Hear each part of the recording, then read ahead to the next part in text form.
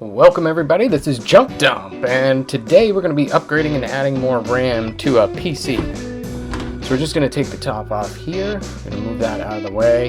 The RAM, or random access memory, is on the motherboard. You can see here it's going to be on the outside of the CPU.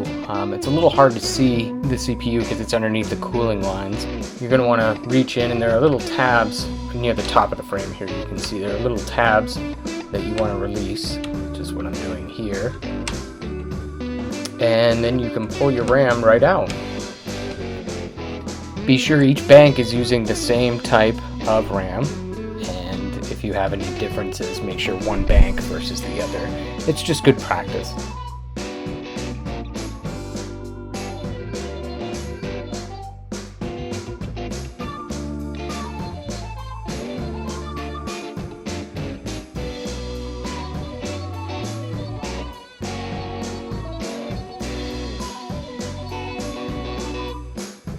There you are, your RAM is all set. Now you just need to button it up, then go into your system once you start up your computer and check and make sure that the RAM has been upgraded.